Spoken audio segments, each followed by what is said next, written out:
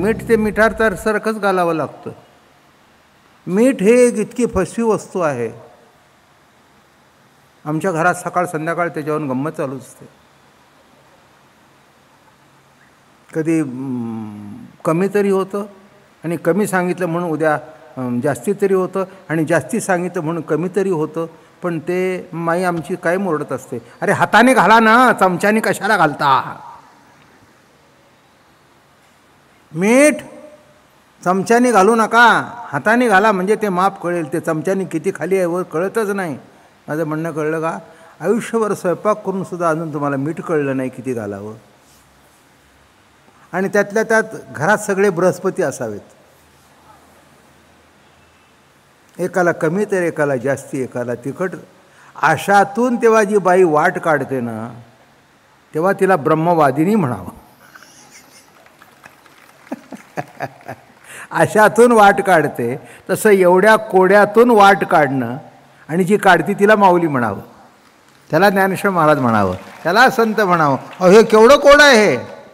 ज्ञात्र काय, ज्ञेय काय. अहो साधं ज्ञात्र ज्ञेया विज्ञात्र ज्ञेया विहीन नुसदेची जे ज्ञान. ज्ञात्र जाणणारा, ज्ञेय दिसते ती वस्तू, आणि ज्याच्यानी जाणलं जातं ते ज्ञान. माझं बोलणं कळलं का? ज्ञात्र ज्ञेया विहीन नुसदेची जे ज्ञान, नुसद ज्ञान. तिथे ज्ञाता ज्ञेय ज्ञान ही त्रिपुटी नाहीच आहे. ज्ञाता नाही, ज्ञेय नाही, ज्ञान नाही, त्रिपुटी नाहीच आहे. केवळ ज्ञान मात्र, ज्ञान मात्र. हां, म्हणून आत्मराज तव केवळ ज्ञान मात्रची. अमृतानुभवामध्ये लिहितात, आत्मराज तव केवळ ज्ञान मात्रची. ज्ञान म्हणजेच देव आणि देव म्हणजेच नाव ज्ञान, म्हणून ज्ञान देव. आणि म्हणून या ठिकाणी महाराज सांगतायत की असा जो देव तो अत्यंत लढिवाळपणाने आणि प्रेमाने सांगू लागला.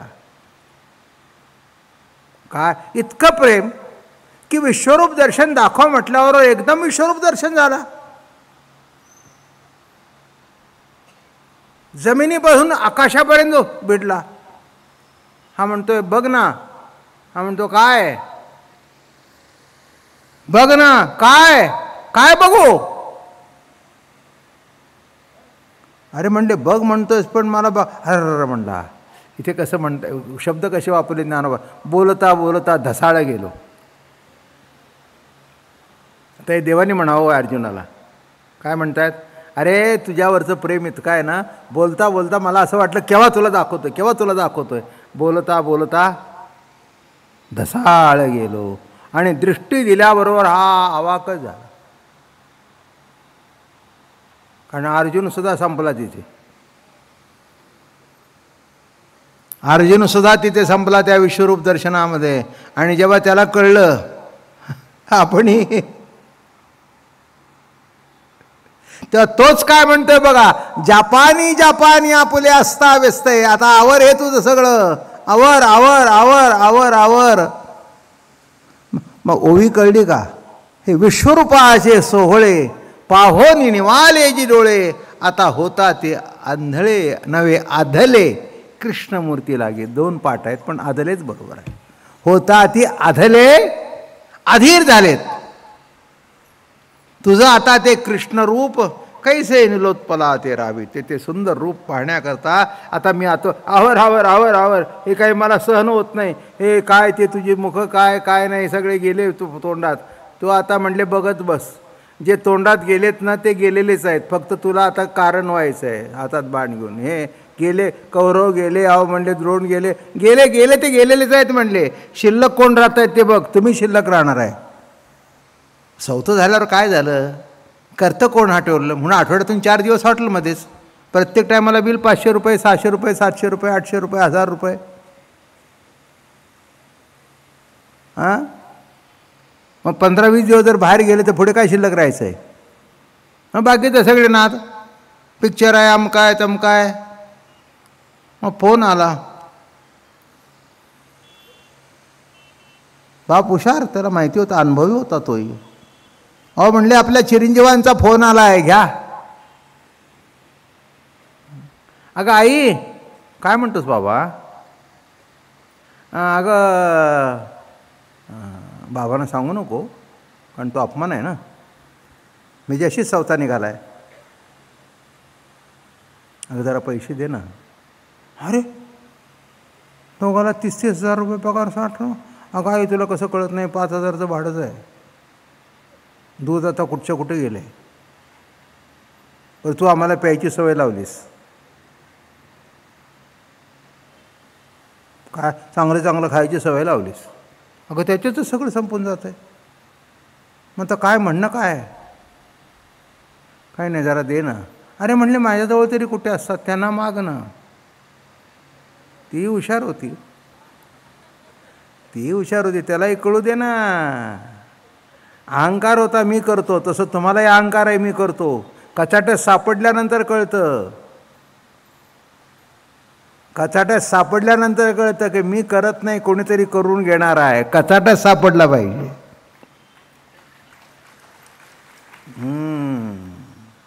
काय तसं. मग वडिलांना फोन दिला. बाबा व्हेरी सॉरी काय झालं म्हणले बाबा. नाही म्हणले जरा मला पैसे उसने पाहिजेत. अरे उसने कशा करता, तुझ्याशिवाय आम्हाला आहे कोण, घेऊ ना. काय किती पाहिजेत.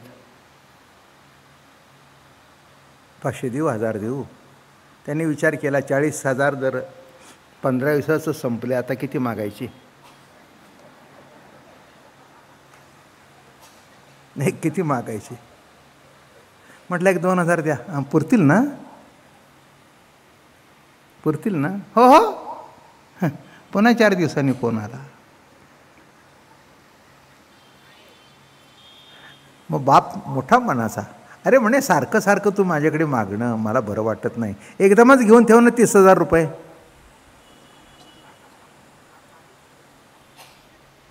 लाजला बरं का. मग त्याला कळलं की आपला आहे ते आपल्याला पुरत नाही. तसं तुम्हाला मग कळेल की प्रभूने दिलं आहे काय, आपण कशा करता वापरतोय, याच्यातलं आपलं काही नाही. त्याचा हात आहे म्हणून संसार ठीक चालला आहे. बापाचा हात होता म्हणून कधी कमी पडलं हे माहितीच नाही. अहो घरी येऊन बसायचे आणि ही म्हणायची मोहरी संपली. अगोदर काढत नको तुला. अगोदर आई यादी करून महिन्याची भरत होती. यांनी 2 रुपयाची मोहरी आणायची. लसूण एवढा एवढा आणायचं, ते कसं काय पुरायचं काय. आणि हिला वाटायचं आईच्यापेक्षा जास्ती स्वयंपाक करायचा चांगला, म्हणून सगळं जास्ती घालायची आणि ते एकदम बिघडायचं. तुम्हाला कोणी सांगितलं जास्ती घातलं म्हणजे चांगलं होतं. जास्ती घातलं म्हणजे चांगलं होत नाही. जेवढं घालायला पाहिजे तेवढं घातलं म्हणजे चांगलं होतं. पण हे ज्ञान सांगण्याकरता आणि देव आहे हे कळण्याकरता अवघड आहे. तितकं प्रेम लागतं, तितकी निष्ठा लागते, तितकी उपासना असते.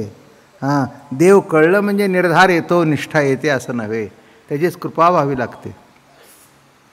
जे जास्ती भक्ती करतात ते दिसतात ना, ते खरंच भक्ती तेवढी असते की नाही कोणाला माहीत. जे जास्ती देवावरती फेऱ्या मारतात ना, आणि एखादा ओळखीचा आला ना तर अजून तो एक्स्ट्रा फेरी मारतो. मी का अतिशोक्ती सांगत नाही, आहे ते सांगितलं तुम्हाला. माझे मुंबईला सुद्धा फडकी गणपतीला प्रवचन व्हायचे, ते तिथे फिरायचे. मला म्हणाले तुम्ही प्रदक्षिणा घालत नाही का. नाही म्हटलं मी काही देवाच्या भोवती फिरत नाही, पण देव माझ्या भोवती फिरतो हे मी विसरत नाही.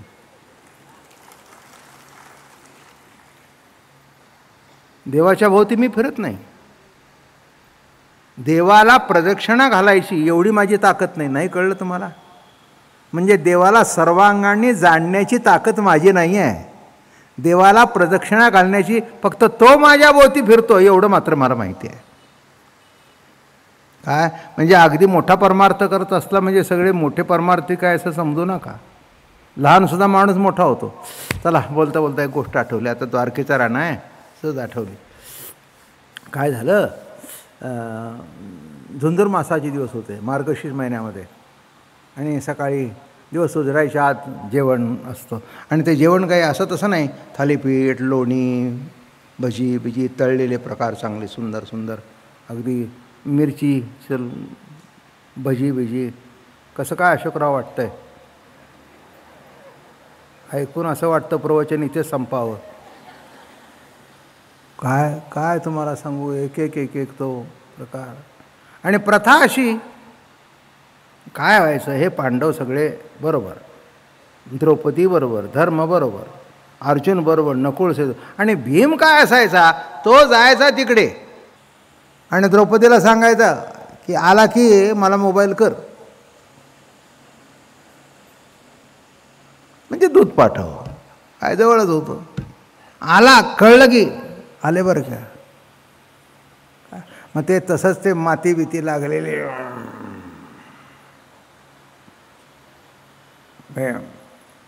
मग ते आंघोळ करून, देवा येतो बरं का, मी आंघोळ करून येतो. हे सगळे हसायचे. काय अनंतकोट ब्रह्मांड नायक देवाशी कसं बोलायचं सुद्धा त्याला कळत नाही.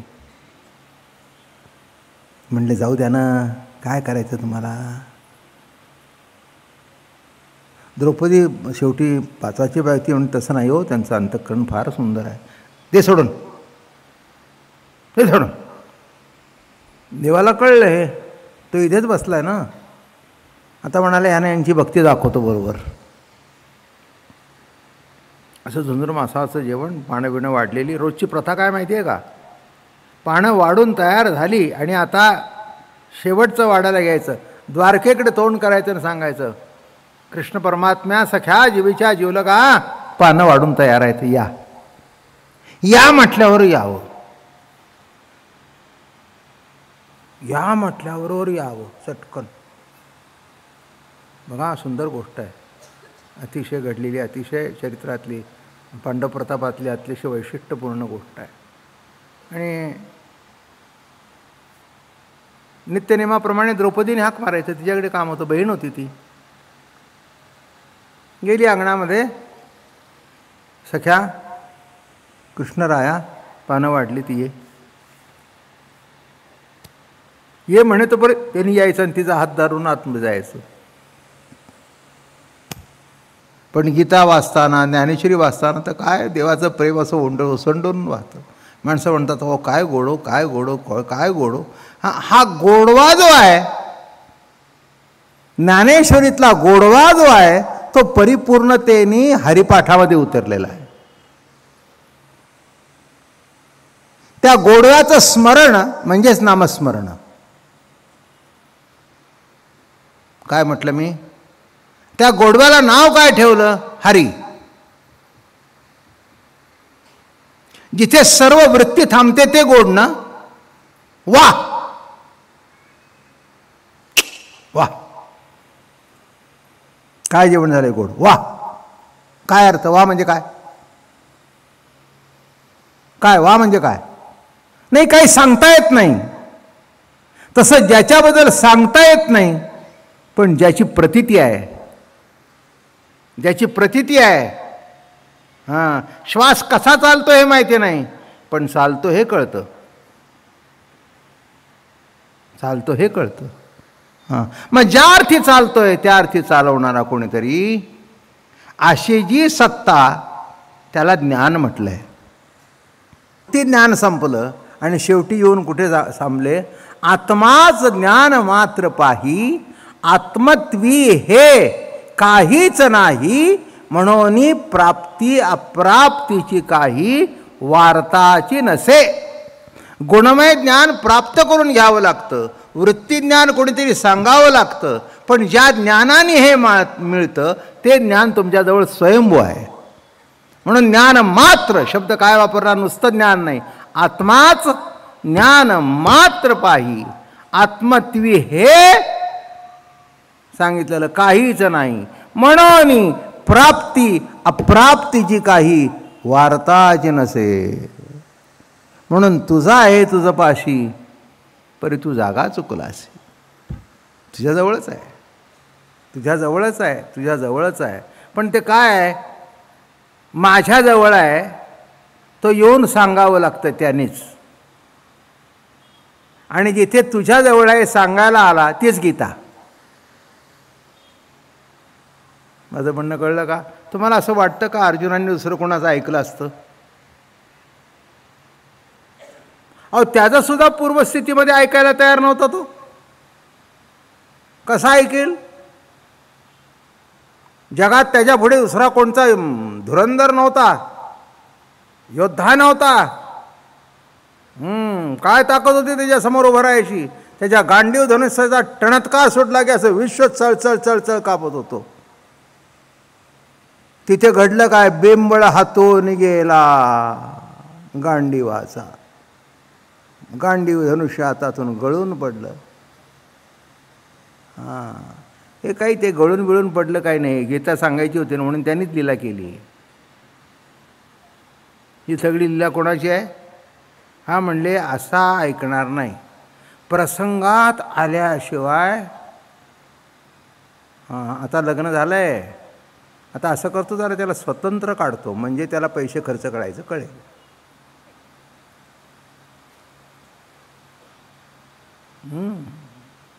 हे काय आहे? प्रत्येक गोष्ट तुम्हाला मागायची, आल्यावर ताट तयार असतो. सुनबाई ऑफिसमधून येते, तोही ऑफिसमधून येते.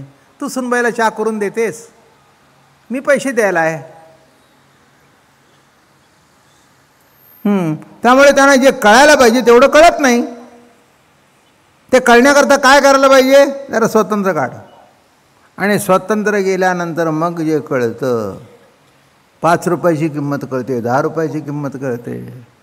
15 तारखेलाच पगार जवळजवळ आटपला. अगं म्हणले सुमन, बायकोचं नाव काय होतं? सुमन.